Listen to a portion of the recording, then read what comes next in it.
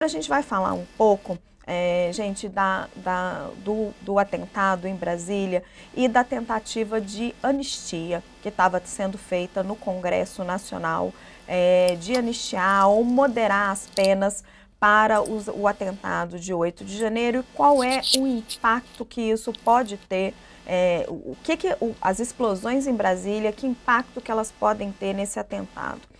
A equipe do UOL e da Folha ouviu o relator da PEC da anistia. Vamos dar uma olhadinha na reportagem para a gente ver qual que é a opinião dele. Na avaliação do relator, o atentado não afeta a anistia do 8 de janeiro, matéria da Vitória Azevedo. Na avaliação de Rodrigo Valadares, relator do projeto de lei que daria anistia aos condenados pelos atos golpistas, ele diz que as explosões na Praça dos Três Poderes não têm impacto sobre a tramitação do projeto na Câmara.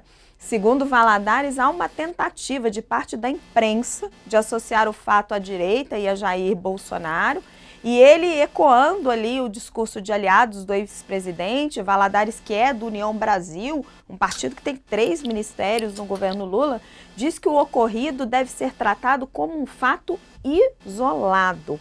Olha a frase dele. No meu entender, a gente vê que, infelizmente, parte da mídia está querendo jogar isso no colo da direita, de Bolsonaro e da anistia. Entendo completamente diferente. É um fato isolado, uma pessoa que sofria algum transtorno mental, afirma.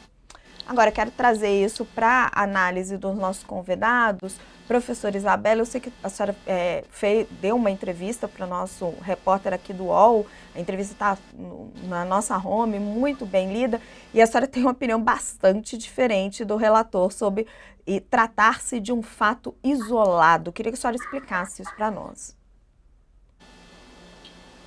Quando na entrevista que a gente conversou, foi exatamente isso, né? Me perguntaram se isso, até porque tem aquela tese do chamado lobo solitário, né? Para explicar quando você tem um ataque de uma pessoa só e não de um grupo isolado.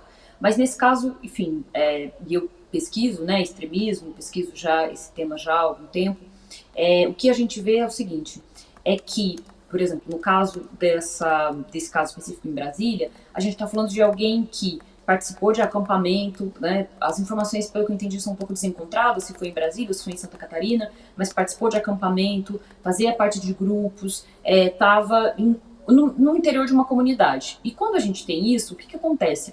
A ideia de que uma pessoa fez um ataque sozinho, né, ou sozinha, pode dar a impressão de que esse indivíduo está fora do mundo, está fora de contexto.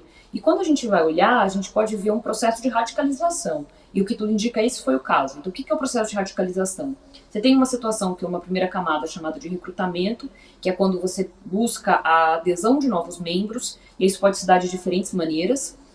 Depois você tem a criação de um senso de comunidade, e essas pessoas passam a acreditar que elas fazem parte de uma causa maior, tem um objetivo na vida, e criam um senso de propósito, ou seja, a vida daquela pessoa passa a ter um sentido em torno de uma agenda específica, que pode não ser uma coisa realista, pode ser uma ideia, né, equivocada de salvar as instituições, pode ser até, infelizmente, atentar contra a vida de outra pessoa. Mas o que acaba acontecendo é que essa pessoa está o tempo todo em conexão com um grupo maior, com uma comunidade, seja em termos de sensação de pertencimento, seja do ponto de compartilhamento de ideias, e o que a gente tem visto também, até do ponto de vista global, é que determinados atentados, eles tendem a se repetir em dias específicos e tem um efeito de contágio e de repetição. Então, nesse caso, a ideia de que apenas um caso isolado, ela cai por terra, porque a gente está falando da criação de um senso de comunidade e de um processo de radicalização que às vezes demora anos, né? E que pode ou não, claro, se transformar em extremismo violento. Mas é impossível a gente desconectar das razões que fazem as pessoas, algumas mais vulneráveis até por questões de saúde mental, aderirem a uma causa de extremismo violento. Isso não é uma coisa totalmente individual, é um processo coletivo. Muito interessante essa perspectiva. Professor Gustavo, eu queria que o doutor trouxesse agora do ponto de vista jurídico. porque a professora Isabela trouxe isso muito bem do ponto de vista antropológico, do ponto de vista social, do ponto de vista político. Do ponto de vista jurídico, o que a Polícia Federal, o que a Justiça precisa fazer, quais são os elementos que são necessários para que isso fique dentro de uma história que vem sendo contada desde os primeiros ataques do Supremo e ao golpe.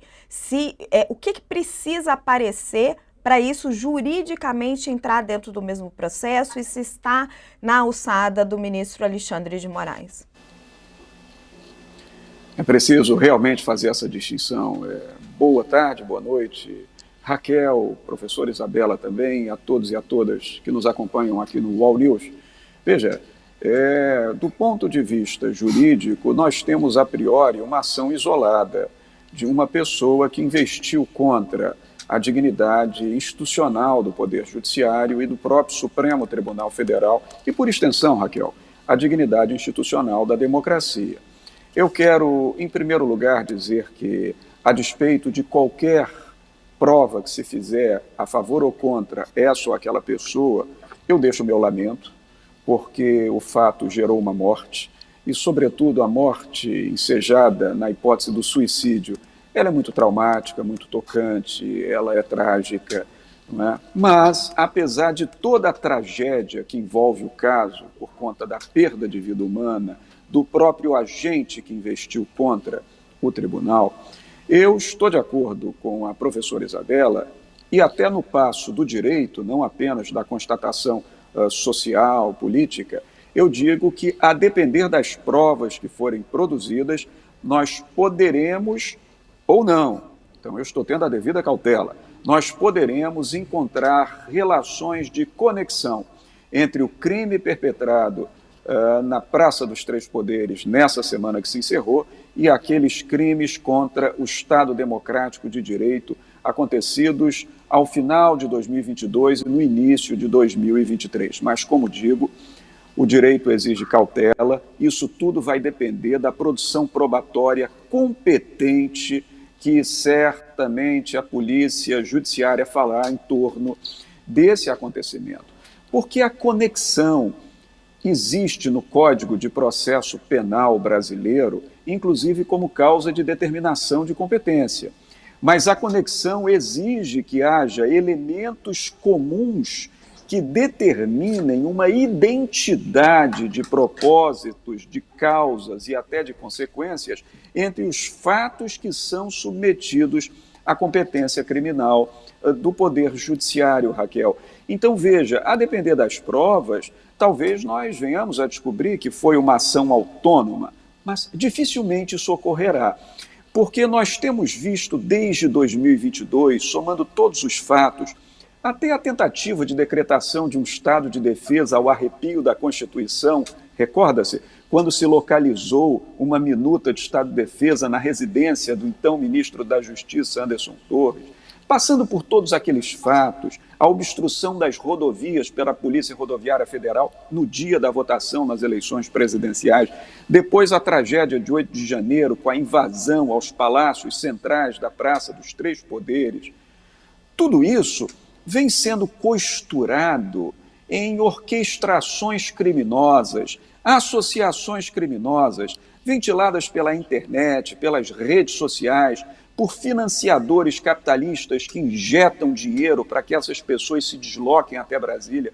Então, nós precisamos encontrar, Raquel, para concluir, as provas adequadas para se verificar se esse indivíduo estava agindo isoladamente, como explicou bem a professora Isabela, imbuído por um certo pendor ideológico, um sentimento de inclusão, num suposto movimento ideológico de derrubada da democracia, ou se ele estava conectado com outros agentes que talvez tenham ensejado esse ataque da semana passada.